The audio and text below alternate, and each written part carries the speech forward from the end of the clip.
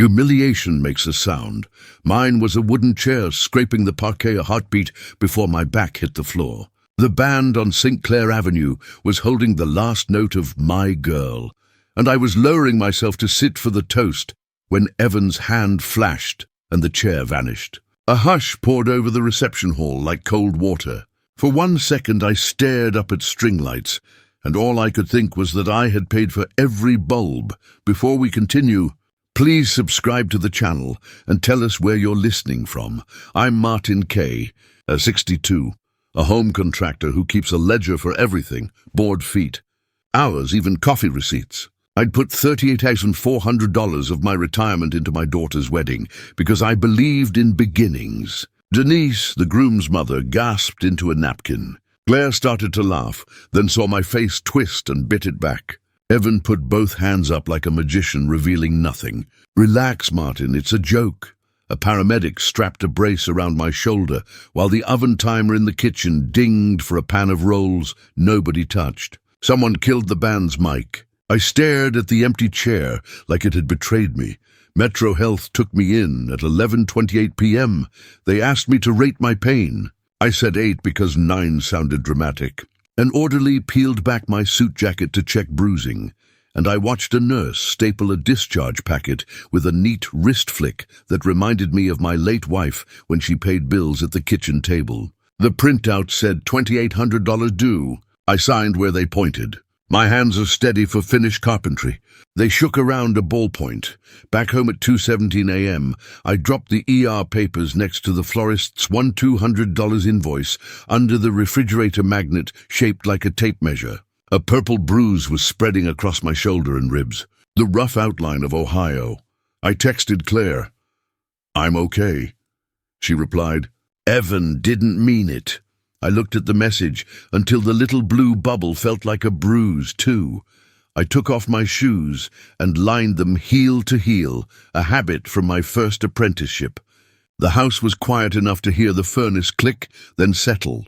I pulled out my pocket notebook, the one I use on job sites for measurements and change orders, and wrote a new title at the top of a clean page.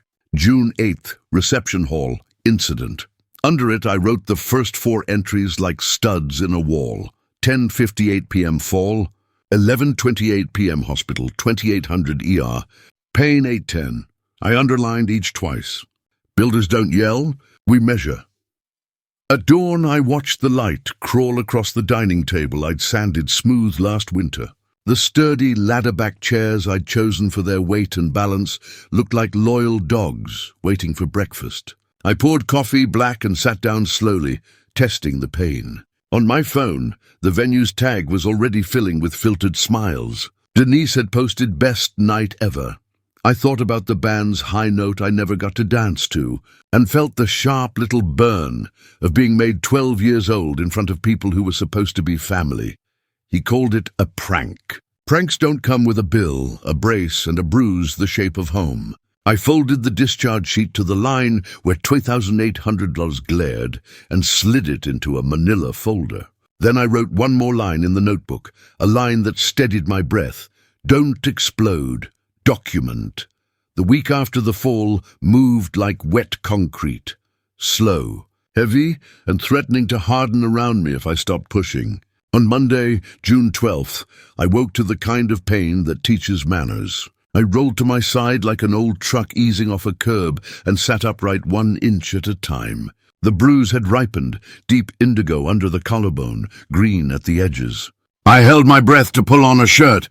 The motion set off a quiet alarm inside my ribs. I brewed coffee, black, and stood at the counter while the machine clicked, each pop of heat like a metronome, tapping out the new pace of my life. My phone buzzed with the first of the polite messages. "You okay? So sorry that happened. Such a fun night." Fun is not the word for a wooden chair disappearing under your name. I thumbed replies with my contractor's hands, the ones that have set crown molding flush in houses all over Cleveland. "I'm fine. Thank you." I kept the words short because breath was a resource I was spending carefully. On Tuesday, June 13th, I tried to watch a clip a cousin posted. The father-daughter dance I had imagined through every trip to the florist and baker. String lights. A collective awe. But after 3 seconds, the camera jostled, someone gasped, and the clip ended before the chair scraped. I closed the app and studied the grafted knot in my dining table, as if it could tell me where dignity goes when it's knocked loose. Somewhere between humiliation and anger, there is a small, precise space where resolve lives. I wasn't there yet. By Wednesday, the bruise looked like a map, a lake, a river, a border I couldn't cross without hissing. Claire texted, "Evan feels attacked. He says you grabbed the chair, weird." I typed and erased 3 answers before settling on a sentence that tasted like penny metal. "I didn't grab anything." She didn't respond. Silence from your own child doesn't make a sound. It makes the whole house louder. The refrigerator hum turned into a sermon, the furnace a distant train. I did what I always do with noise. I organized. I took a manila folder from the office drawer and printed on its tab with neat block letters, June 8th incident. Inside it, I slid the crumpled ER discharge sheet and a copy I made at the UPS store, $2,800 due, underlined once. I taped the receipt for the copy, Joe 21, to the inside flap. When you've spent your life building things square and plumb, paper becomes lumber and ink becomes fasteners. If the world tilts, you check your level and start again. On Thursday, June 15th, I left the house to buy ice packs and the kind of shoulder brace you can wear under a shirt without looking like you're auditioning for a superhero movie. The drugstore's fluorescent lights buzzed. The cashier offered me a loyalty card I didn't want. The receipt read $28.14. I folded it small and tucked it behind the ER bill like a shim slid under a crooked step. Friday bled into Saturday, pain into routine. I'd measure my day by minutes I could go without thinking about the chair. I tried to call Evan once, that afternoon, just once, because a man should be heard when he's injured by another man. The call went straight to voicemail. His recorded voice was sunnier than I've ever seen him. I didn't leave a message. I stared at the phone on the table. In my notebooks, failed calls are still entries. June 17th, 2:41 p.m. Evan, no answer. On Sunday, June 18th, I went to church. Not because I wanted to be reminded to forgive, but because the old wooden pews and the smell of lemon oil make me remember the simpler math of my life with Laura. Hammer plus nail, shinch, join. The choir sang, "Be thou my vision," and I listened to the unison breaths between lines, the silence that holds sound together. After the service, in the fellowship hall where the coffee is always slightly burnt, my brother Ron touched my shoulder just above the bruise. He looked at me like he used to look at suspects when he wore a badge, not accusing, assessing. "Write it down, Marty," he said softly. "All of it," I nodded. "Some men are shock absorbers. Ron is a roll cage. He doesn't stop the crash, but he gives shape to the space you survive in." Monday, June 19th, the weather changed. Off Lake Erie came a wind that made the house sigh. I took my small sight notebook, the one with sawdust ground into its cover, and made my first real entry under a new header I printed slow and careful. June 8th, Incident Ledger. 4 columns. Ruled by hand, date, call, contact, document, witness.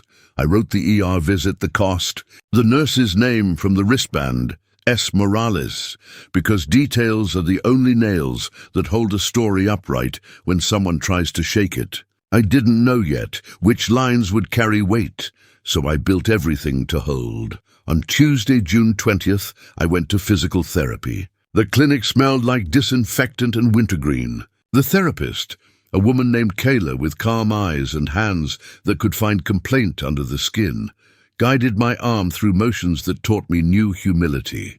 "Breathe," she said. "Slow." The front desk took my card and handed me a $260 receipt. 6 sessions recommended, the scheduler said, writing the dates across a strip of paper like ribs. June 20th, 23, 27. July 1st, 5/8. I slid the receipt into the folder and smoothed it flat. Paper behaves if you ask it nicely. That night I lay on the couch and watched the ceiling fan make lazy revolutions. My phone chimed. Claire, Dad, you grabbed the chair wrong. It takes a particular kind of composure not to throw a phone across a room you paid to drywall. I typed, gravity works the same on fathers and sons-in-law. I didn't send it. Instead, I put the phone face down and listened to the small tick of the oven cooling from the chicken I overcooked because I moved too slowly to take it out on time. If dignity had a smell, that night it was a hair past burned. Wednesday, June 21st. I stood in my workshop and looked at the things I've built. Frames, a bookcase, a hope chest with a secret drawer no one knows is there but me. The secret drawer holds a little of Laura, her wedding ring when I'm sanding and don't want to nick it, a postcard she sent me from a church trip to Sandusky where she wrote, "Buy good screws, cheap ones strip." I ran my thumb along the grain and remembered that the strongest joints don't show their strength at a glance. They show it when you try to pull them apart.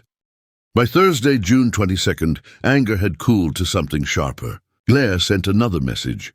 Evan says you grabbed the chair wrong. Same words, same weight, like someone had copied and pasted doubt into my house. That was the moment humiliation hardened into resolve. I walked to my workbench and laid out a fresh carpenter's pencil, then opened a new page in the ledger.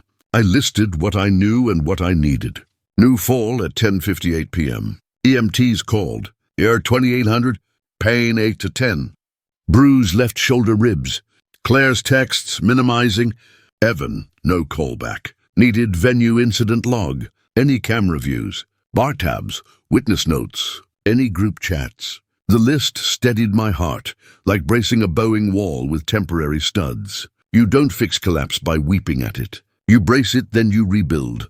On Friday, June 23rd, I went back to church, not for the service, but for the quiet of the pews on a weekday. I sat where Laura used to sit and looked at the stained glass puddling color onto the polished floor. I prayed the kind of prayer older men pray when they've been made small in front of their children.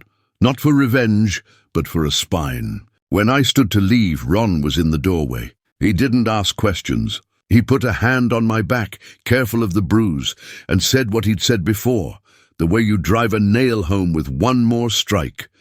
Write it down, Marty, all of it. I went home and did exactly that. I wrote down that I'd be polite first, that I would not raise my voice, that I would not be tricked into shouting in empty rooms. I would measure. I would gather, not gossip. The manila folder, June 8th incident, got thicker by a few pages that afternoon. The PT schedule, the $260 receipt, a list of names. I underlined Angela, venue manager, Nate, bartender. I added a note to call the reception hall on Monday, June 26, when Angela would be back from her weekend events. I penciled CCTV with a small box next to it and left the box empty on purpose. There is a satisfaction in leaving space for truth to arrive. Before bed, I stood the empty chair from my dining room in the middle of the floor and sat down carefully. It held. Of course it held. Chairs don't betray, people do.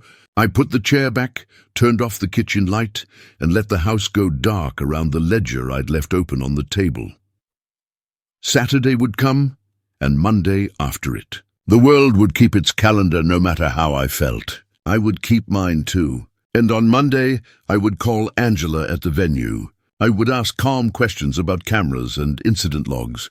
I would ask Nate what he poured and what he heard. I would stop drowning and start swimming with a list in my hand. I didn't need an apology to breathe. I needed facts, and I knew where to start collecting them. By the end of June, the bruise had faded to the color of old varnish, but every movement still hummed with a reminder. Pain is just memory under the skin. I'd spent 2 weeks collecting receipts and silence was the louder of the two. So on June 29th, I drove to the venue, the St. Clair Avenue event hall, carrying a paper bag with 2 coffees inside. The manager, Angela, was just finishing a call when I stepped in. She recognized me immediately, the father of the man who fell. "I'm not here to sue you," I said, sliding one of the coffees across the counter. "I just need to understand what happened, and if your cameras saw it." Angela's eyes softened. We keep footage 30 days, she said. Let me check the log. She pulled a thick binder off a shelf, flipping to June 8th. There, in neat cursive, she had written 10:58 p.m. Guest fell. Band paused. EMT called. No structural cause. Her professionalism impressed me. She printed the page and handed it over. If anyone asks, tell them Angela authorized it. Would it be possible, I asked, to preserve that footage? Give me a few days, she said. I'll have stills by Monday. That Monday, July 1st, an email arrived at 9:13 a.m. The attachments were grainy stills, but clear enough. Evan's arm extended behind my chair, fingers gripping the top rail. The timestamp, 10:58:03 p.m., felt like a nail head glinting under light. I printed the images at the UPS store on Lorraine Avenue, then printed the receipt 1.27 and stapled it to the back. Proof has a sound too, a crisp click that tells you the world still has a spine. I added the prints to the growing manila folder labeled June 8 Incident. Inside it now lay the ER bill 2,800, the PT invoice 260, the incident log, and 2 photos that froze the moment my dignity left the room. That night, I sat on the porch with my ledger open and wrote the next entry. July 1st, venue footage received, Evan hand on chair confirmed, Angela witness. Then I called Nate, the bartender from the reception. He answered on the second ring, his voice cautious. Hey Nate, it's Martin K., the guy who took the fall. Oh, hey Mr. K., you doing okay? I'll live. Listen, you poured drinks that night. Do you remember what Evan said before the fall? He hesitated. You mean about the chair? Yes, yeah, he exhaled. He was at the bar around 11:40, ordered 3 doubles for himself and a round of shots for the groomsmen. Said, watch this, old man's face when he drops is going to be priceless. Thought he was being funny. The words hit like splinters. Would you be willing to write that down? I don't want to lose my job. I understand, I said. I'd never use your name without consent. Just your memory. And if a judge ever asks, that's when it matters. He paused.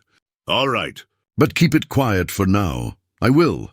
When the call ended, I wrote his quote verbatim in my notebook. I could hear the scrape of the chair all over again. 2 nights later, on July 5th, I received a message from Jess, one of Claire's bridesmaids. The text preview read, "You didn't hear this from me."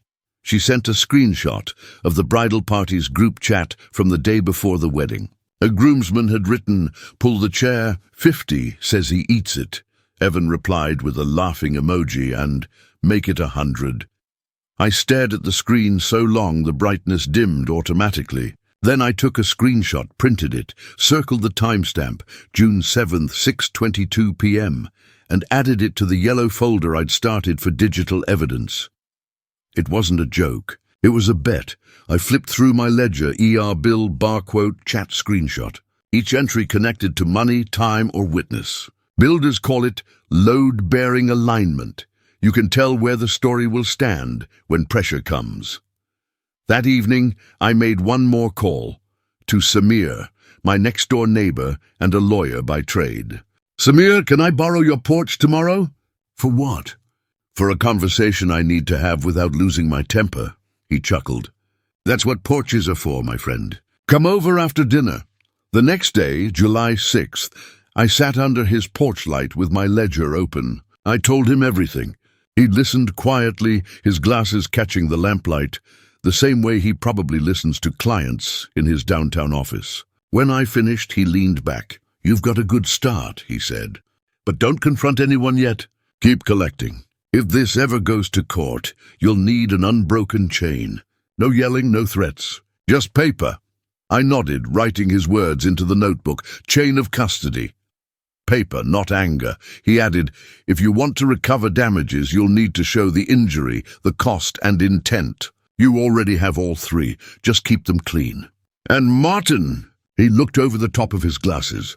Don't let them make you the crazy one. Calm men win. When I got home, I opened a second folder, red this time, for witness statements. I labeled it Witnesses and Statements. Inside went a summary of Nate's call, Jess's screenshots, And a note for Kyle, groomsman, possible contact. The clock on the microwave blinked 11:45 p.m. I turned it off, poured myself a glass of water, and studied the blue light reflecting off the folders laid out in perfect order. Blue for bills, red for witnesses, green for venue, yellow for texts. A construction site of truth, each piece waiting for its final inspection. For the first time since the fall, I felt the faintest trace of something that wasn't pain or shame. It was structure. I closed the ledger and whispered to the empty kitchen, "You built houses your whole life, Marty. Now build a case." Tomorrow I'd start with a letter. But first, I'd sleep. On my back, carefully, the way you lie when you know the next phase is coming. By July 7th, the heat in Cleveland felt heavier than usual, thick enough to hang between words. I sat on my porch with Samir, my neighbor and attorney, a man who has seen enough courtroom dust to know that patience wins more than fury. The cicadas were screaming, and I was trying not to. He listened while I told him everything, the fall, the photos, the texts, the way Evan's grin had stayed fixed even as I lay on the parquet. When I finished, he said, "No public blow-ups, Marty. You've got facts. Use them like a carpenter uses nails, one at a time, straight and deep." That night, we drafted a letter, calm, polite, precise. I wrote it myself on heavy cream paper, the kind that makes even apologies feel official. "Dear Evan, on June 8th, your actions at the wedding caused me physical injury and financial loss. I'm requesting reimbursement for my documented medical expenses, totaling $4,360 ER plus PT. A written apology, and attendance at an anger awareness course." ER plus PT, a written apology and attendance at an anger awareness course. This is not a threat. It's a chance to set things right privately. Samir reviewed it, adjusted 2 sentences for tone, and nodded. "Send it certified. Keep the stub." On July 9th, I walked into the post office, the letter sealed like something sacred. I placed it on the counter. "Certified mail, return receipt requested." The clerk stamped it 3:46 p.m. And that small thunk of ink on paper sounded like a line being drawn in the sand. By July 12th, the green receipt card came back signed, but unsigned by the one person it was meant for. Someone at their apartment took it. Probably Denise. Probably convenient. A day later, Claire called, her voice tight and tear-soaked. "Dad, you didn't have to send a lawyer letter. You're making it worse." "I didn't send a lawyer," I said softly. "I sent myself on paper.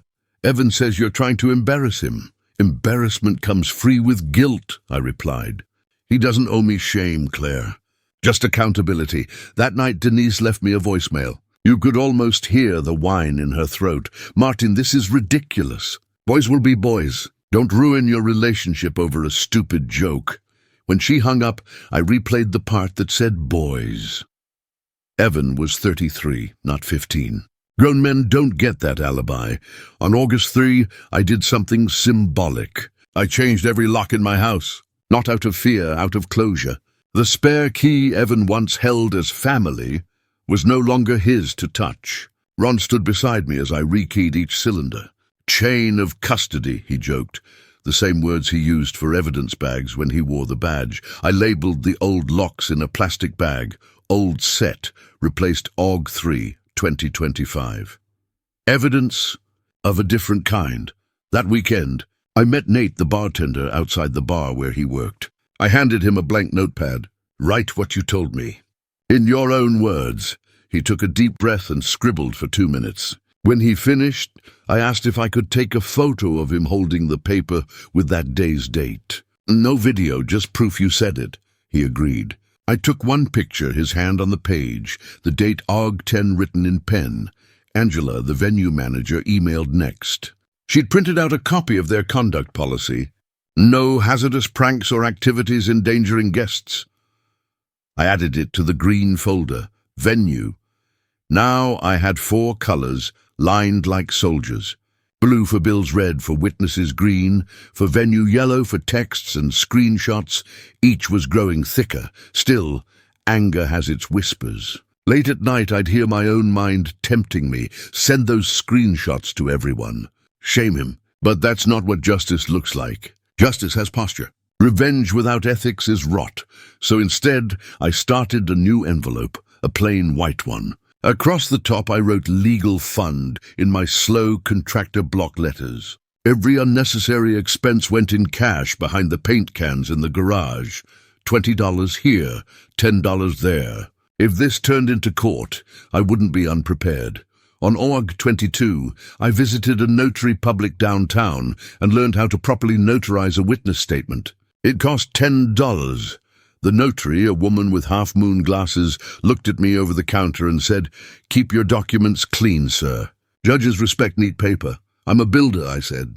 "Neat's the only way I know." By the time September approached, my folders were ready, my letters sent, and my mind settled.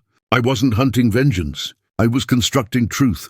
Still, Jess sent me one more text, a screenshot of Evan's private group chat. Evan, he thinks he's scaring me with letters. Wait till Thanksgiving. Maybe I'll pull another chair. The audacity made me smile, but not in humor, in understanding. He'd just told me the date of his own undoing. I circled Thanksgiving, Nov 27 in my notebook, and wrote a single word beside it, reckoning. I closed the folder, set my tools in their drawer, and leaned back in my chair. For the first time since June 8th, I realized revenge wasn't fire, it was math. Quiet, precise, and measured. And by the end of that summer, every line of the equation was nearly balanced. By September, the air around Lake Erie turned sharp, and every gust felt like a reminder that the year was closing in on something. An ending or a reckoning, I couldn't tell which. The bruises were gone, but my shoulder still carried a dull ache that pulsed every time I signed my name on a receipt or lifted a folder off the desk. I'd learned that pain doesn't vanish. It just becomes part of your handwriting. Claire had stopped calling. When she did text, it was brief, diplomatic. "Hope your therapy's going okay." Evan's been busy with work. She had started translating her loyalty into silence. I knew that language well. It's what love sounds like when it's scared. On September 12th, I checked the mail and found a thick brown envelope, my certified letter from July. Someone at their apartment had signed for it weeks ago, but no reply had ever come. I held the envelope under the kitchen light and realized it was as mute as they were. No apology, no acknowledgement, nothing. Just the ghost of responsibility unsigned. That evening I wrote in the ledger, Sep 12, certified letter returned. No response. Silence. Admission. I needed one more voice besides my own, someone from the inside who could cut through their denials. So I reached out to Kyle, one of the groomsmen. He'd looked nervous at the wedding. Too much guilt around his collar for a man in a tux. I found his number through an old job contact. Cleveland's small that way. When I called, he answered on the second ring. "Mr. K," he said, voice low. "I've been meaning to reach out." "I doubt that," I said, but kindly.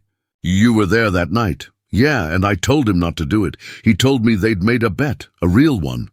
Evan had put $100 on the table, half the groomsmen laughing, half uncomfortable. Kyle said he'd tried to stop it, but when the chair slid, it was too late. "I didn't think you'd actually get hurt," he whispered. "I met him for coffee on October 3rd at a diner near Euclid Avenue. He looked like a man who hadn't slept in a week. If I write it down, will you promise not to blow this up online?" He asked. "I promise," I said. "I'm not after drama, just truth." He wrote a short statement right there on a napkin. Evan bragged about pulling the chair, said it'd be funny. I told him not to. He did it anyway. He signed it and handed it to me like a confession. A week later, on October 6th, I met him again, this time at a notary's office. He signed the official version in blue ink, his hand trembling. I paid the $10 fee and filed the notarized statement into the red folder. Witnesses. When I got home, I looked at the calendar on the wall. Thanksgiving was exactly 7 weeks away. The thought made my pulse steady, not race. I'd been a builder my entire life, and this was just another project. A dinner built from truth and patience. That night I called my sister. "Thanksgiving's at my place this year," I told her. "You sure?" she asked. "After everything?" "Especially after everything," I said. Then I called Claire. "I'd like you and Evan to come," I said. She hesitated. You sure it's a good idea? I'm sure, I replied. No phones at the table. Just family. When she agreed, my heart hurt more than my shoulder ever did. Over the next few weeks, I started preparing, not food, but order. I arranged seating like blueprints, symmetrical, balanced, with no seat left vulnerable to chaos.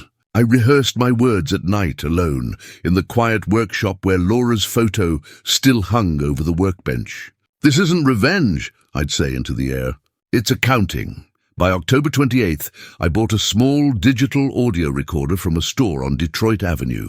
Not to trap anyone, just to help me remember my own words if things got loud. I placed it in my pocket, tested it, and then turned it off. I laid out the 4 folders on the dining table, their colors bright against the wood I'd sanded smooth years ago. Blue, medical bills and PT invoices. Red, witness statements, notarized and signed. Green, venue policy and camera stills. Yellow, screenshots and texts. Each folder had its place, balanced, symmetrical, unshakable. Before bed, I opened my ledger and wrote Oct 28. Folders complete. Witness confirmed. Table prepared. It felt like the quiet before pouring concrete. You double-check the formwork, the rebar, the level. You make sure it's ready to bear weight. Then just when I thought I had everything measured, the doorbell rang one evening. It was November 20th. A package set on my porch, the sender unknown. Inside, an envelope and a letter from a local jeweler. The note read, Mr. K, we need confirmation that you're not the guarantor on an engagement ring refinance signed by Evan and Claire.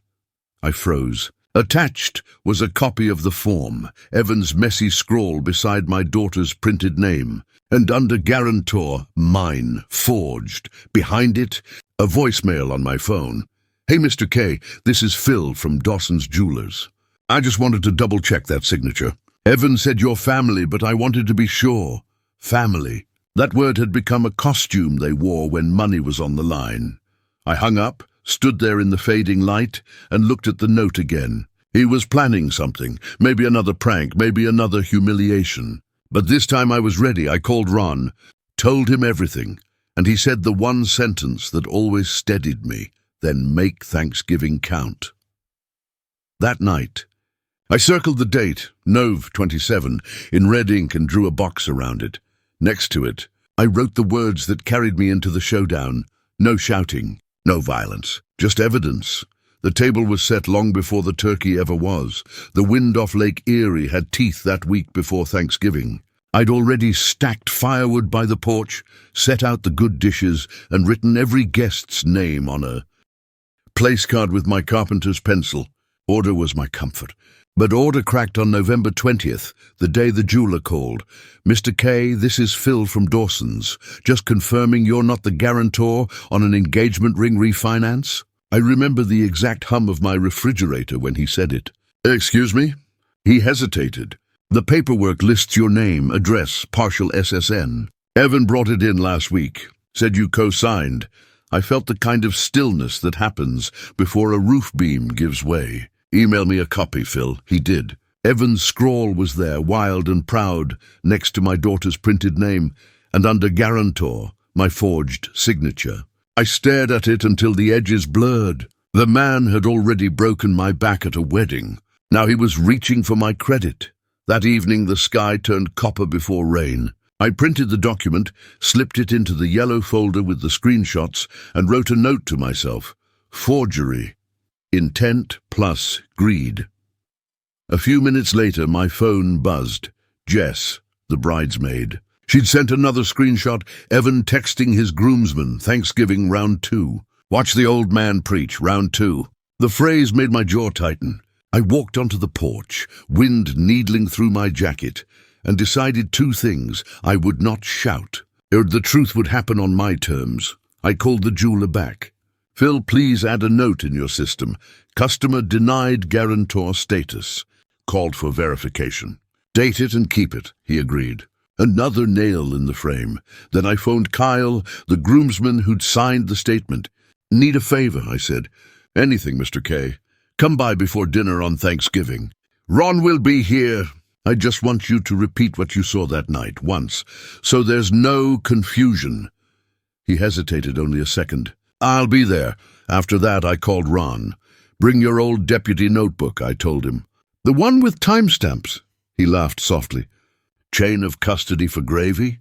"Or truth," I said. "Maybe turkey. I spent November 24-26 preparing the dining room the way a craftsman preps a job site. I checked every chair, no wobble, no scrape. The irony didn't escape me. I measured the table length, centered the runner, set the green folder where the carving knife would normally go. The night before Thanksgiving, I stood in the doorway and took it all in. A clean table, candles waiting, and 4 colored folders gleaming under the soft light. I whispered Laura, "Wish me steadiness." Thanksgiving morning came crisp and clear. The house smelled of sage and roasted onions. Family trickled in by noon, my sister with pies, Ron with a case of ginger ale, Claire with eyes that wouldn't quite meet mine, and Evan with a grin that didn't reach his. Denise swept in behind them, perfume first, judgment second. "Beautiful table, Martin," she said. "Thank you," I replied. "Everything's in its place." At 4:30 p.m., Kyle arrived early. I took him and Ron to the porch. The 3 of us sat while Ron jotted in his spiral pad, Nov 27, 4:37 p.m. Kyle confirms written statement true, simple, clean. By 5:30, the turkey was carved, the candles lit, and everyone seated. My pulse was steady, my folders stacked by color. I watched Evan pour himself wine, still performing for an invisible crowd. Claire smiled weakly across the table. "Dad, want me to say grace?" "No," I said. "I've got something short prepared." The room hushed. Even the oven ticked quiet. "Before we eat," I said, "I need 5 minutes." Denise's eyes rolled. Evan smirked. I opened the blue folder, sliding out the $2,800 ER bill and $2,560 PT receipts. "This is what your joke cost," I said evenly. Then the green folder, Angela's venue policy and the photo still of his hand, gripping my chair. "You called it harmless." Next, the red folder, Kyle's notarized statement, Nate's signed recollection. "They remember what you said at the bar." Finally, the yellow folder, screenshots of the group chat bet and the jeweler's forged document. "And here," I said, laying the refinance form between the cranberry dish and the rolls, "is what you did next. You put my name on debt I never signed." Evan's face went from smug to pale. Denise's fork clinked against her plate. Ron's hand rested softly on the papers when Evan reached forward. "We're not grabbing," Ron said. I looked straight at Evan. "Back in July, I sent you a letter. I asked for an apology, repayment, and a class to learn how to control that temper you hide behind jokes. You ignored it. So now, just as publicly as you humiliated me, I'm giving you the truth. Not revenge, truth in the same room you turned into a stage." Claire's eyes welled. Evan's jaw moved, but no sound came. I turned to my daughter. "You don't have to choose sides tonight. You only have to see." Then, half smiling to cut the tension just enough, I added the one line that had become second nature. "Before we continue, please subscribe to the channel and tell us where you're listening from." The older cousins laughed nervously, thinking it was a joke. But the adults at the table knew it wasn't about YouTube. It was a plea for witnesses, to truth, to dignity, to consequences. Outside, the wind picked up again, rattling the last leaves against the window. Evan pushed back his chair, slowly this time, and stormed out to the porch. Denise followed, muttering something about ruining the holiday. I exhaled, stacked the folders neatly, and reset my silverware. The table was still balanced. Thanksgiving had just become the day the ledger balanced back to zero, and I was ready for whatever came next. Evan's footsteps echoed down the porch steps, fast and hard, the way men walk when they're trying to outrun shame. Denise's voice followed him, sharp and muffled, something between "calm down" and "you're making it worse." The front door rattled once, then silence. Inside, the air was tight enough to hum. The turkey steam curled and faded like breath in winter. I sat down slowly, letting the weight of the moment settle into the room. "We'll give them a minute," I said quietly. My sister nodded. Ron adjusted his notepad, still open beside the gravy boat. Claire stared at the table, at the folders, at her name printed on the forged jeweler's form, and her hands trembled around the napkin. "Dad," she whispered, "I didn't know." "I know you didn't," I said. "That's why I'm showing you now." The room was so quiet you could hear the tick of the oven cooling. Finally, from the kitchen doorway, Kyle cleared his throat. "Everything he said. It's true," he told the others. "I tried to stop him. We all thought it was a dumb joke. But he wanted it on video." Denise burst back through the door like wind. "This is insane," she snapped. "You've embarrassed my son in front of his wife, his family, in front of our family," I corrected. "Where the harm was done," she pointed a trembling finger. "You set him up?" "No," I said evenly. "He set the chair. I just kept the receipts." Ron stood, calm but immovable. "That's enough," he said, his voice still carrying the old sheriff's weight. "Everyone sit." Evan hovered in the doorway behind her, his face red from the cold and the truth. He looked younger, smaller somehow, like a boy who'd been caught with his hand in a till. "You'll regret this," he said, his voice shaking. "I already did," I replied. "Back in June," he sneered, but the fight was gone. "You can't prove half this stuff." I slid the green folder toward him, the venue photo of his hand gripping the chair. The timestamp, 10:58:03 p.m.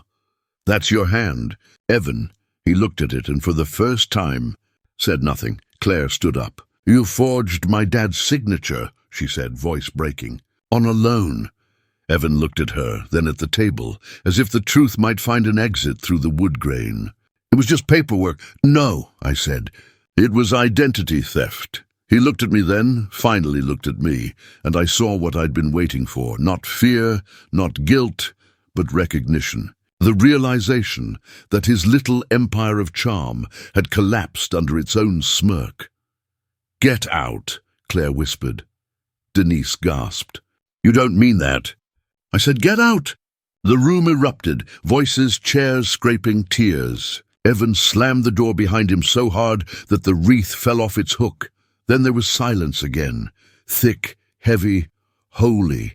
Claire sank into her seat and covered her face. "I'm so sorry, Dad." "You don't have to be," I said. "You just have to see what's real now." Ron exhaled slowly, closing his notepad. "Chain of custody complete," he muttered, half to himself. I smiled faintly. We sat there a long moment, the turkey cooling, the candles burning low. I stood and began stacking the folders one by one, blue, red, green, yellow. Each one heavier now, not with paper, but with peace. Finally, I turned to everyone still seated. "Eat," I said softly. "We'll eat because truth shouldn't ruin dinner. It should season it." The laughter that followed was shaky but real. Relief sounds strange at first. When most of the family had gone and the dishes were stacked, I found myself alone at the sink. Through the kitchen window, I could see the reflection of the dining table behind me, the same one I'd built 20 years earlier, every joint tight, every line square. It had survived a marriage, a funeral, and now a public reckoning. I ran my hand over the counter and whispered, "You'd have been proud, Laura." At 8:47 p.m., my phone buzzed. A message from Claire. "I'm staying at Aunt Lisa's tonight. I need to think. But thank you for not yelling." I replied, "Take all the time you need. Love you." When I walked back to the living room, Ron was putting on his coat. "You sure you're okay?" he asked. "I'm steady," I said. "That's all I wanted." He nodded, then handed me a small folded note. "This might help if he gets nasty," he said. It was his official witness statement, signed and dated. Time-stamped 5:32 p.m., the moment the truth hit the table. After everyone left, I sat by the fireplace, the folders stacked neatly beside me, and the house finally felt level again. No tilt, no wobble, no missing chair under me. Outside, snow began to fall, light and quiet, dusting the porch where Evan had shouted his last words. The kind of snow that muffles sound, gives you space to think. I took out my ledger, the one that began with June 8th incident, and turned to a clean page. At the top I wrote, November 27th, Thanksgiving. Public truth achieved. Witnessed by 11, balance restored. Then below it, smaller. Next step, legal closure. I looked over at the empty chair across the table, the same type he had pulled from under me months ago. It sat there now, sturdy, unshaken, waiting for no one. When the clock struck 10, I closed the ledger, turned off the light, and whispered the last words of the day to myself. This house stands square again. Outside, the snow kept falling, soft, steady, and silent. The way justice sometimes arrives when you've built it board by board. By the next morning, Thanksgiving leftovers weren't the only thing settling. The storm had dusted the porch white. The house smelled faintly of roasted sage and justice, and my phone wouldn't stop buzzing. The first call came from Claire, her voice raw and tired. "Dad, I don't know what to do," she whispered. "Start with breathing," I said. "Then start with truth." She told me Evan had packed a duffel bag around midnight and driven off. Denise was furious, at me, not her son. "She said you ruined their marriage," Claire muttered. I sighed. "You can't ruin something that was built on lies." After she hung up, I opened my ledger to a clean page. Nove 28 aftermath. Evan left. Claire safe. Denise angry. Com maintained. Then I called Samir, my attorney neighbor. "It's time," I said. He didn't ask what I meant. "Come over," he replied. We met on his porch, steaming mugs in hand, the lake wind cutting between houses. I showed him the photo stills, the receipts, the statements, and the forged ring application. He flipped through each page, his face unreadable. "You've done my job already," he said finally. "We'll file a civil complaint for assault and intentional infliction of emotional distress. We'll attach all exhibits, medical bills, photos, statements, the works." "When?" I asked. "Give me a week," he said. "I'll have the draft by December 2nd. That night I went through each folder again, making sure nothing was out of order. Blue for bills, red for witnesses, green for venue, yellow for texts. I labeled the top of the stack with a sticky note, Samir Originals. On December 2nd, I walked next door with a manila envelope thick enough to break a mailbox hinge. Samir looked it over once more, added his signature, and said, "Files live. Let's see if he bluffs or folds." The days that followed were quiet, like the pause before a nail finally gives under a hammer. On December 10th, Angela, the venue manager, called to confirm she'd keep the footage available if subpoenaed. "I saw what he did," she said softly, "and I hope you win." By December 12th, Samir forwarded me a reply from Evan's attorney. Short, stiff, and smug. "Our client denies all allegations. We are open to a settlement discussion to avoid unnecessary publicity." Unnecessary publicity. That phrase made me smile. For some men, image is oxygen. Evan couldn't afford headlines. On December 15th, the offer came in. $18,000 to settle, no admission of guilt. Samir called it a strategic surrender. We sat in his study, the settlement letter between us. "Do you want to take it?" he asked. I looked out the window where snow was turning grey from salt trucks. "Only if there's an apology," I said. "Not a PR statement, an actual written apology, shared with my family. And I want a donation made in Laura's name to the Community Tool Bank." Samir raised an eyebrow. "That's poetic justice. Call it restoration," I said. He added the conditions and sent them back. 3 days later, December 18th, my phone rang again. Claire. Her voice cracked. "He's agreeing to everything," she said.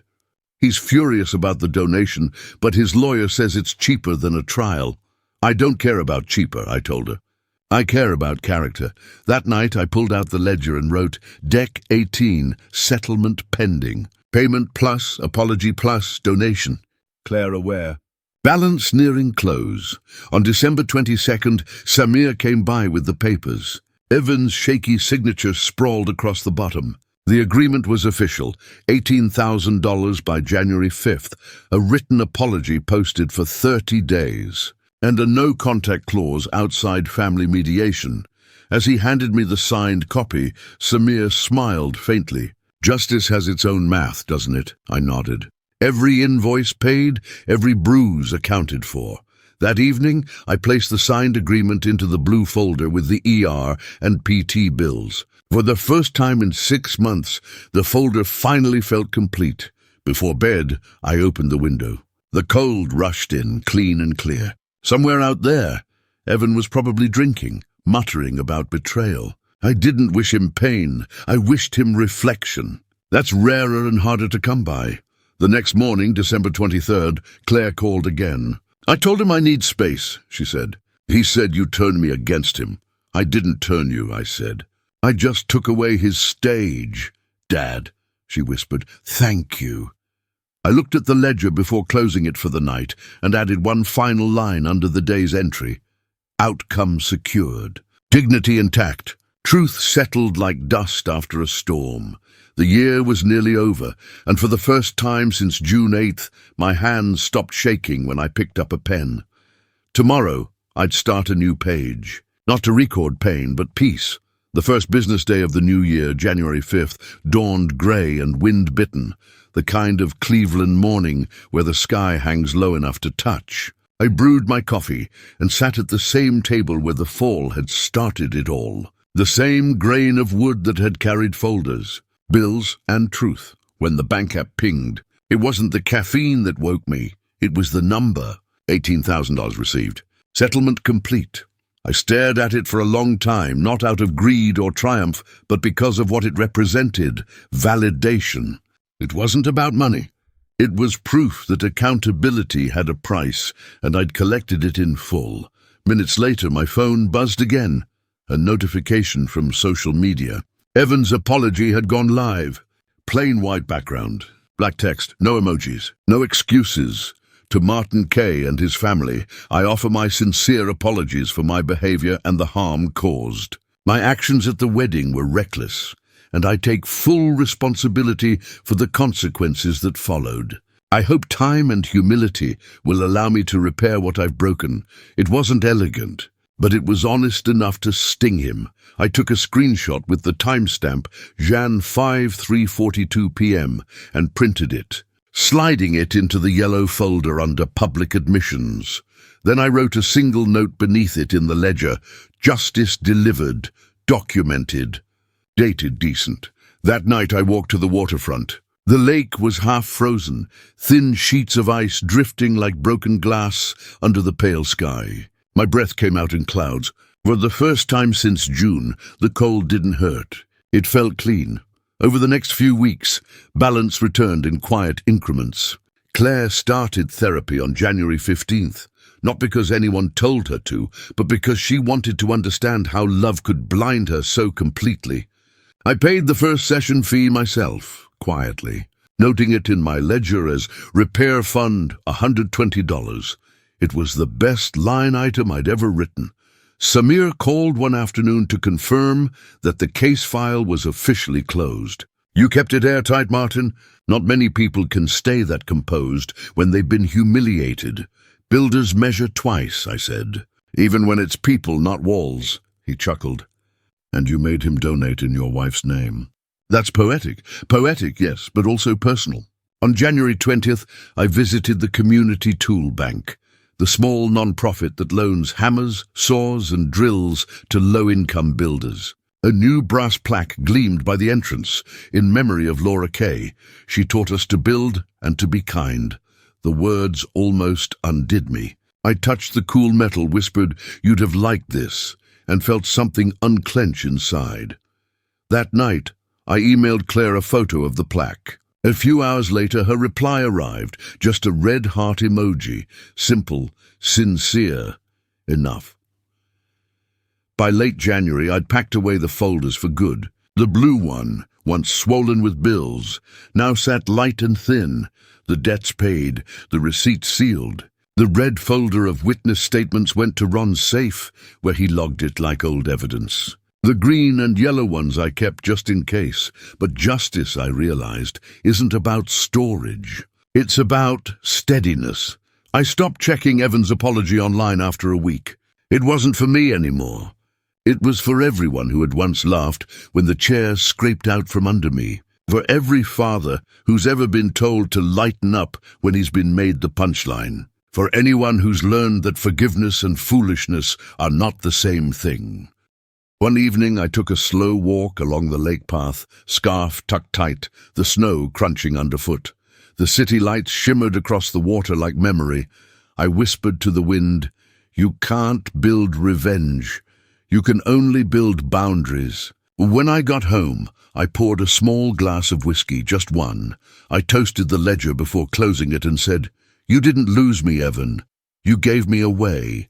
And for the first time in half a year, I slept like a man whose story had finally been measured, leveled, and finished square.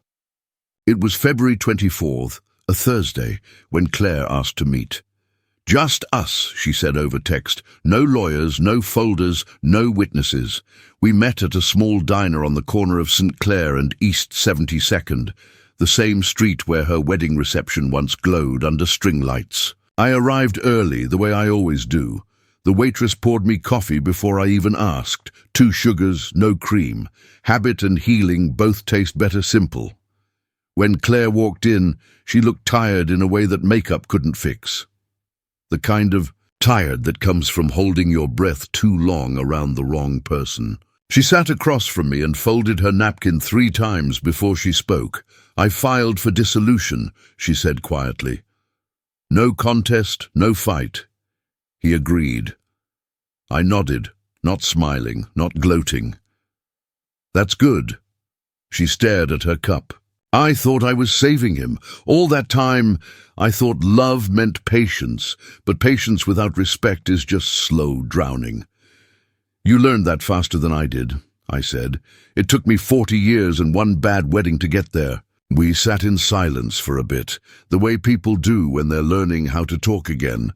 The diner's radio hummed something old, The Temptations maybe. Funny how life circles back to the same song.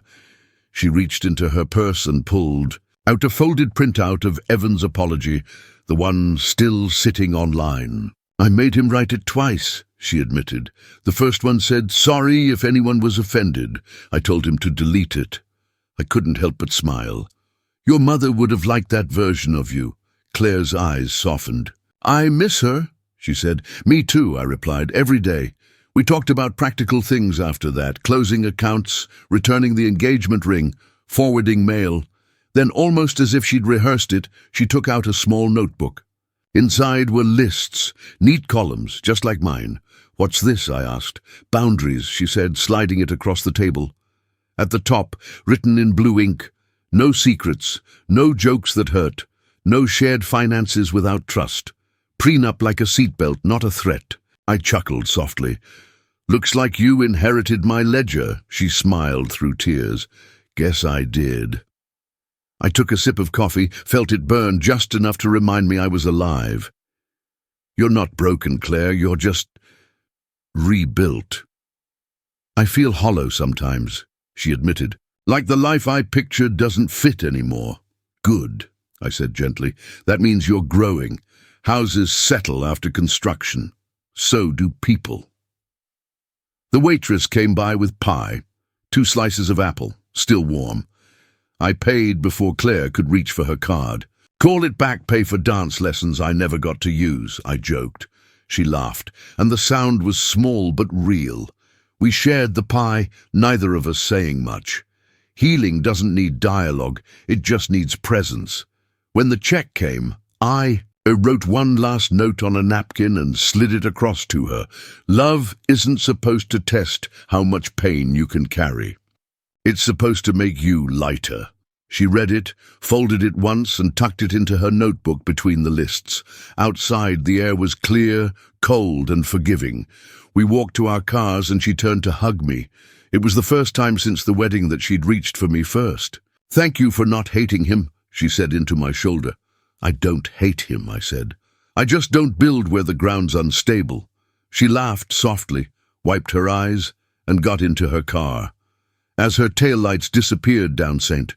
Clair Avenue, I thought about the ledger waiting on my desk at home.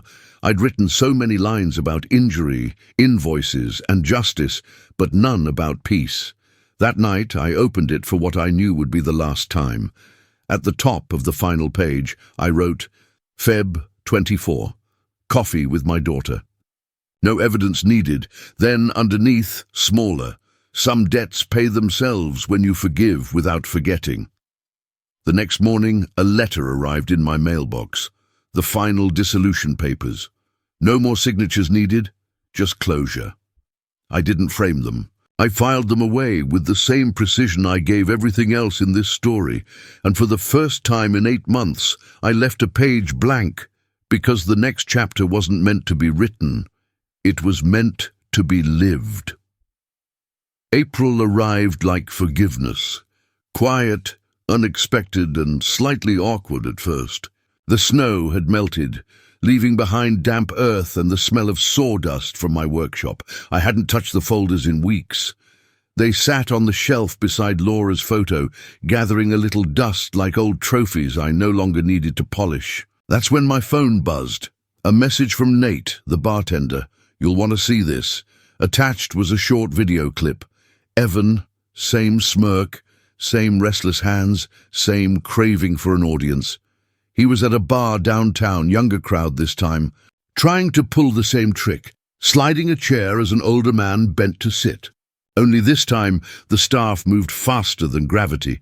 In the video, a large bouncer caught Evan's wrist mid-motion, pushed him back and said, "Not in here." The crowd murmured. Someone laughed, not cruelly, just knowingly.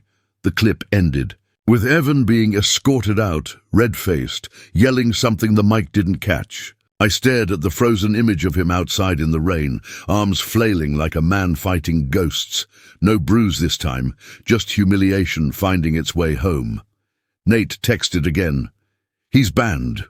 Words spreading. I typed back one word. Balance. Then I deleted the video. Justice had already done its job. I didn't need to archive its echoes. That weekend, Claire invited me to her new apartment warming. A simple place. 2 rooms, sunlight spilling through cheap blinds, second-hand furniture she'd made her own. On the small thrift store table sat 4 sturdy chairs, all level, all safe. When everyone arrived, Ron, my sister, even Jess from the wedding, they filled the place with laughter that sounded nothing like pity. Claire made chili, burned the first batch, laughed about it, and for the first time it didn't sound like apology. We played cards after dinner. I lost the first 3 hands on purpose. She caught me at it by the 4th. "You're still a bad liar, Dad," she said, grinning. "Good," I replied. "That means I raised you right." Later that night, when everyone had gone, I returned home and stood in my workshop. The old ledger lay closed on the counter, its spine thick with 8 months of life. I didn't need to open it again. Instead, I pulled out a small block of walnut wood, rich, warm, steady, and began carving. By morning, I had built a small wooden box. Not ornate, not polished, just square and honest. Inside, I placed 3 things: a printout of Evan's apology, dated Jan 5, the donation receipt from the tool bank, in Laura's name. A photo of Claire and me standing by the lake last week, wind in our faces, peace in our posture. On the lid, with a soldering iron, I burned the words that had carried me through every sleepless night and courtroom form. "You didn't lose me. You gave me away." It hissed faintly as the metal met the grain, smoke rising like incense. When it cooled, I ran my fingers over the letters. The groove was deep enough to feel without looking, like a scar that no longer hurts, just reminds. I placed the box on the shelf beside Laura's photo, where it caught the morning light. Then I opened the workshop door wide, letting the spring air in. For the first time in months, there was no hum of anger under my skin. Only the creak of the house settling, the rhythmic chirp of birds, the faint smell of sawdust and coffee. The world had gone on. Evan somewhere nursing his pride, Claire starting anew, and me learning that some structures aren't rebuilt. They're repurposed. I sat in my chair, the one that never wobbled, and let the silence fill every room of the house. Not the kind of silence that follows pain, but the kind that follows understanding. If you'd walked by outside, you'd have seen an old man at peace, turning a mug in his hands, looking out over the same porch where everything once broke apart. But inside, I was thinking one last line for the ledger, one I'd never write down because I already knew it by heart.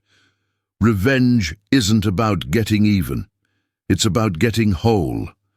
And with that thought, I finally stood, stretched my shoulder. Still, stiff but strong, and whispered, "You can sit now, Martin. It's safe." Then I did. The chair held. The story was done.